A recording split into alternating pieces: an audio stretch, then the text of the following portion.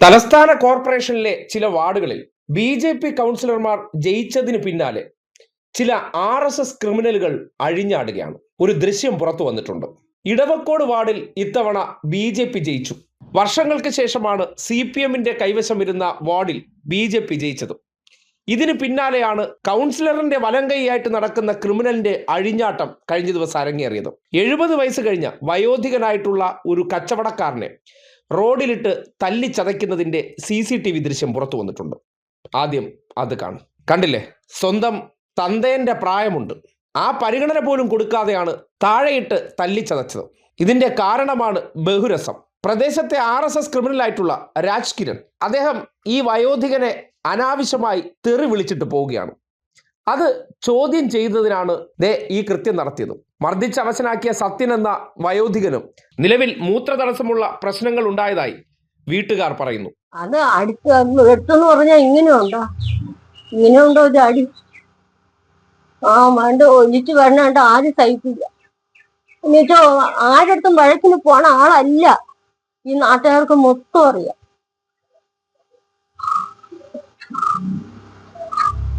എന്തരായാലും ഞാൻ വെറുതെ വിടാൻ പറ്റില്ല. അത് ചെയ്തവന് ഉടനെ പിടിക്കണം, അതിനുള്ള ശിക്ഷ കൊടുക്കുകയും വേണം. ഞങ്ങൾ അതിന് തന്നെയാണ് നിൽക്കുന്നത്. അല്ലാതെ വേറെ ആരുടെ കൂടെ അടി പിടിക്കാൻ ഒന്നും പോണ മനുഷ്യനല്ല. എന്റെ മോന്റെ പ്രായം പോലും ഇല്ല. അന്ന് പ്രായമെങ്കിലും കണക്കാക്കണ്ടേ? ഇത്രയും വയസ്സാക്കി ആരോടെങ്കിലും ഒരു വഴക്കിനങ്ങ് പോയിട്ടുണ്ടാന്ന് ഇവിടെ നാട്ടുകാർക്ക് എല്ലാവർക്കും അറിയാം. ആരടുത്തും ഒരു വഴക്കിനും പോയിട്ടില്ലെന്ന് വരാം. ആ ആളിനെയാണ് ഈ ഇത്രയും ക്രൂരമായി മർദ്ദിച്ചത്. എന്തെങ്കിലും തെറ്റ് ചെയ്തിട്ടാണെങ്കിൽ അതില്ല, ഒരു തെറ്റും ചെയ്തിട്ടില്ല. സംഭവത്തെക്കുറിച്ച് ചികിത്സയ്ക്ക് ശേഷം വീട്ടിൽ മടങ്ങിയെത്തിയ വയോധികനായ സത്യൻ പറയുന്നത് കൂടി നിങ്ങൾ കേൾക്കണം.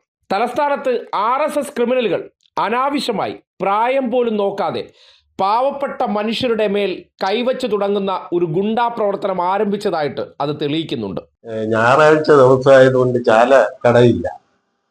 അതുകൊണ്ട് ഞാൻ ഈ പരിപ്പും സ്കൂട്ടറിൽ വാങ്ങിച്ചു വെച്ച് നേരെ കടയിലോട്ട് വന്നപ്പോഴും ഞാൻ ഇടത് സൈഡിൽ നിന്ന് ബാക്കിലോട്ടും നോക്കി ഫ്രണ്ടിലോട്ടും നോക്കി, വേറെ വണ്ടികളൊന്നുമില്ല. അപ്പൊ ആ ഭാഗത്ത് നിന്ന് മോളിൽ നിന്ന് ഇറക്കം ഇറങ്ങി ഒരു സ്കൂട്ടർ വരുന്നു.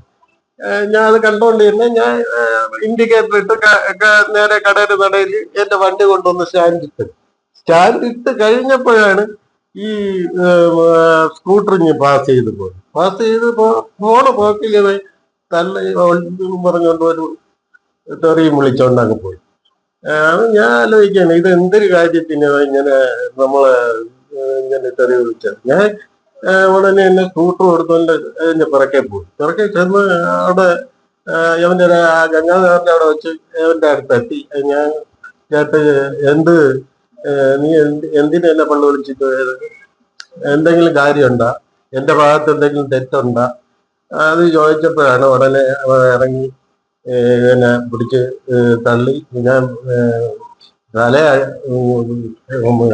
അടിച്ചാണ് വീഴുന്നത്. ഹെൽമറ്റ് ഉള്ളത് കൊണ്ട് വേറെ ഇതൊന്നും പറ്റില്ല. എന്നിട്ട് എന്റെ പുറത്ത് കയറിയിരുന്ന വളരെ ക്രൂരമായിട്ടുള്ള രീതിയിൽ ആണ് ഇന്ന് മുഖത്തൊക്കെ ഇടിച്ചത്. ഇടിച്ച് എന്റെ ചുണ്ടൊക്കെ പൊട്ടി, ശരിക്കും ബ്ലഡ് ഇത് കണ്ട് ആണ് അവൻ എന്നെ വിട്ടിട്ട് പോയത്. അപ്പോഴത്തേക്ക് ആളുകളൊക്കെ കൂടിയപ്പോഴാണ് ഇത് വിട്ടിട്ട് പോയത്.